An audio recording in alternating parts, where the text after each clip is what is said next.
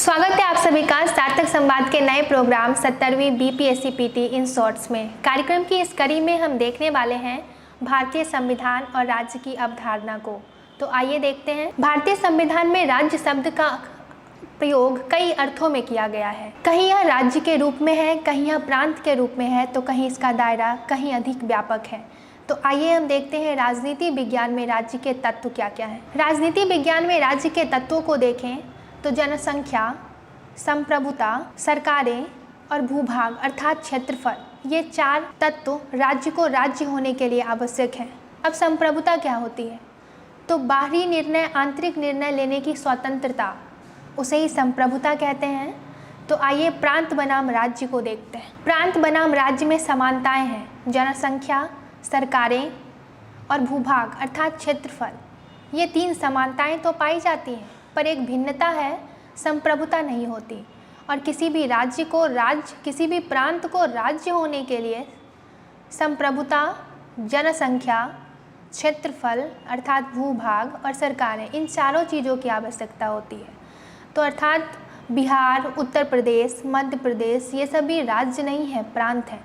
तो आइए देखते हैं भारतीय संविधान में राज्य शब्द का उल्लेख कहाँ पर प्रांत के रूप में हुआ है, कहाँ राज्य राज्य के रूप में है।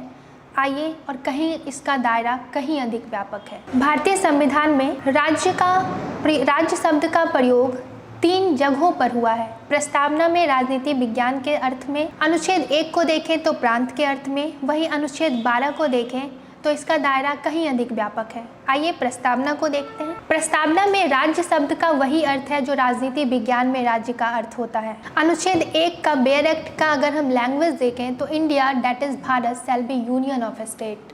इंडिया जो कि भारत है, राज्यों का संघ होगा। यहाँ राज्य का अर्थ प्रांत के रूप में है। बिहार, मध्य प्रदेश, पश्चिम बंगाल, उड़ीसा, ये सभी प्रांत के रूप में हैं।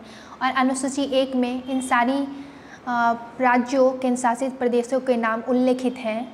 अब आइए देखते हैं अनुच्छेद 12। अनुच्छेद 12 को देखें तो इसका राज्य का प्रयोग इसमें कहीं अधिक व्यापक है। राज्य की अवधारणा या राज्य का संकल्पना जितनी अधिक व्यापक होगी, मूलाधिकार उतने ही संरक्षित होंगे। क्यों? क्योंकि मूलाधिकार हमेशा हम स्टेट के अगेंस्ट क्लेम करते हैं। तो देखते हैं राज्यों की परिभाषा अनुच्छेद 12 के अकॉर्डिंग क्या है। तो अनुच्छेद 12 में वो सभी राज्य होंगे जो केंद्रीय सरकार और केंद्रीय संसद हैं। राज्य सरकारें, प्रत्येक राज्य की राज्य सरकारें और राज्य विधानमंडल। पर बेयर एक्ट 2 चीज़ों की चर्चा करता है, लोकल एंड अदर अथॉरिटीज़। तो लोकल अथॉरिटीज़ में स्थानीय स्वशासन आते हैं, जैसे नगर पालिका, जिला बोर्ड, पंचायत, ये सभी लोकल अथॉरिटीज़ में आते हैं। वही अदर अथॉरिटीज़ की हम बात करें तो सरकारी और अर्ध सरकारी जो राज्य द्वारा संचालित होते हैं, ये सभी अदर अथॉरिटीज़ में आते हैं। आइए एक और चीज़ हम देखते हैं, न्यायपालिका। हमारे सामने सबसे अहम प्रश्न आकर खड़ा हो जाता है कि क्या न्यायपालिका राज्य है? तो Naresh versus state of Maharashtra में कहा गया है कि यदि न्यायपालिका एडमिनिस्ट्रेटिव फंक्शन करती है, प्रशासनिक कार्य कर रही होती है, तो वह राज्य के दायरे में आएगी। पर यदि वह न्यायिक कार्य कर रही होती है तो वह राज्य के दायरे में नहीं आएगी। अब एडमिनिस्ट्रेटिव फंक्शन कब करेगी? तो जैसे ही जब कोई नियुक्ति न्यायपालिका कर रही होती है, जब जजेस नियुक्ति बोर्ड में होते हैं, तो ये सारे एडमिनिस्ट्रेटिव कार्य हैं। तो यहाँ पे न्यायपालिका, यहाँ पे जजेस भी स्टेट में आ जाएंगे। परंतु जब वो न्यायिक जजमेंट दे रहे होते हैं तो वहाँ पे वो राज्य के दायरे में नहीं आएंगे। पर एक हमारे सामने स्क्रीन पे जो मौजूद हैं, AR अतुल्य वर्सेस RS नायक। AR अतुल्य वर्सेस RS नायक में कहा गया है, न्यायपालिका ने स्वयं को फंडामेंटल राइट के वायलेशन ना होने से खुद को बंधा हुआ पाया है।